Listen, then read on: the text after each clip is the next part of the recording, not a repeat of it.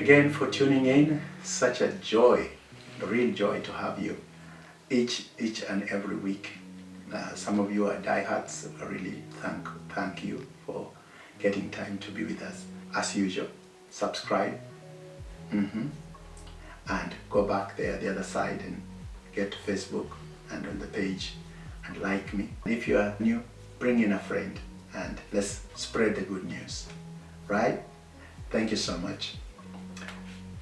Last week we ended by looking at the need to glorify God with our bodies because our bodies belong to God.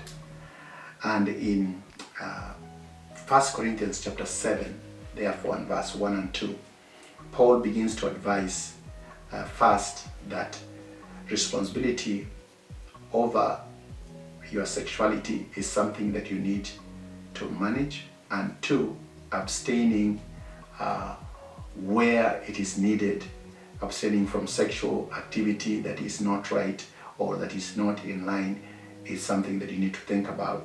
So he begins to bring us to, for those of you who are in marriage, and he says each man should have sexual relations with his own wife and each woman with their own husband. So Paul is basically talking about exclusivity in the way we use our bodies. That our bodies are not there for orgies and for the practice of evil. Our bodies were never meant for the practice of the things that defile the body. That we need to understand that the man was made for the woman for the man, and not any other way. And he says each man should have relations with his own wife. Again, talking about the issue of one-on-one as opposed to one among many. So while in Corinth, the opinion of people was to abstain from sex for purposes of purity, Paul kind of gets things straight here, that sex must involve responsible behavior, that fornication and adultery are sinful, that we must steward our own sexuality, and that sex or sexual fulfillment is key in any relationship. So responsible behavior becomes the key to the journey ahead in any relationship.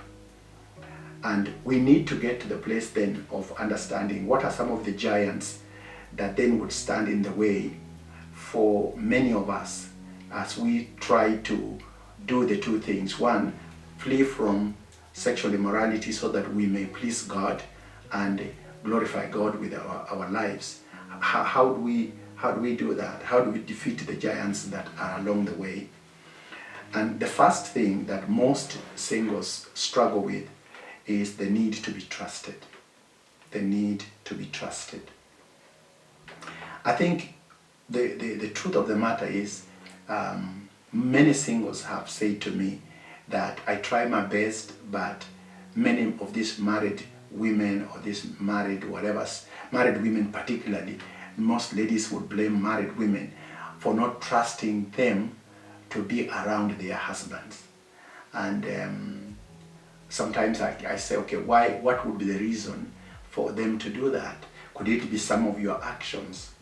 So we need to learn to be ourselves and refuse to be put in a box by anyone who wants to push us aside. Some people may want to define us by the past. Maybe you're a single divorced, and people may define you and say, hey, look at this divorcee coming to snatch my husband. Don't let it bring you to a place where you begin to have an attitude with people. Live your life and let them see that you are not a husband snatcher or a man snatcher for that matter, that you are actually a good person. The second thing is the issue of valuing boundaries. What are your boundaries as a single? When you don't have boundaries, people will not trust you. So you need to build good boundaries for people to trust you. You show respect to those who are married, and you show respect to those who are yet to get married. Don't push yourself around people as though you don't have any self-control. Some of us may even get, for those of us who are not born again, you may get into a place where you are so much intoxicated with beer or something, and you throw yourself around people or on people to the extent that they think, man, oof, I would never want to marry this woman. So really we dig a grave for ourselves because of the actions that people see in us. So if there are no clear boundaries, then the values that guide us and guide our feelings are not in place. See, values provide you with a roadmap to a dependable and safe space where people can admire who you are. You know, create a space where people can admire and say, hey, I like this woman. I think I like how she does things. I like this man. I like the way he conducts himself. See, feelings have a way of manipulating us to a place where we become irrational. So don't become irrational in your actions. Build a space that is dependable, a space where people can see you and really enjoy to see that you're a woman or a man who loves boundaries. Learn to manage and direct your feelings. Thirdly is the whole issue of friendships. Move from loneliness to friendship. Move from loneliness to friendship. Don't let what people do, what people say, what culture says, what you feel about yourself, push you into a corner and a prison of loneliness. Friendship is the best way. So choose to be a friend of yourself and choose wisely the friends you walk around with. See, birds of a feather flock together. So basically, I will know a good woman or a good man by the people that surround them. So some of us actually chase away good men, some of us chase away good women who would have liked us, but because of the company we carry, they judge us because they think we are like that company. So choose your company well. Do not be in a space where you are playing victim or you're with people who keep playing victim, but be with the people who are forward thinking. They challenge your mental capacity. They challenge your behavior. They challenge your actions. Stop feeling guilty or condemned because of what others are saying. Don't desire to change for the sake of fitting in the clique. Change because you need to change, because that life you need to move into is good for you. Choose to remain practical, social, proactive, supportive. Look for things that you can do that can move you from being passive. Most singles can become very passive, but get some singles where you can go on a mission, go to do some things at a children's home, serve in church, do some community work together with people. See, that's where you will make new friends. And I believe that moves you away from loneliness. There is also the need to create opportunities from the difficulties you face. Create opportunities from the difficulties you face. See, this is a big giant right there, because many times we focus on the difficulties we face. And I've heard some singles say, and it's true, oh, it's so lonely it's cold at night, or this and this. And the things we say are real, but don't focus so much on those things. Could you focus on things like, okay, I feel alone. It's a great time to watch a movie. And you go and watch a movie. Oh, it's a great time to go and visit so-and-so. So you begin to create opportunities out of the difficulties you face. You see, your opportunities do not end with divorce, with separation, with the death of your spouse, with the lack of a person to marry. Opportunities are always there, but the choices you make are a key.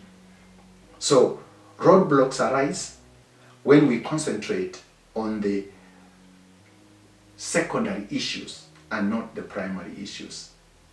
We need to focus on the primary issues, and that is, I want to live life to the full because God has given me life in abundance.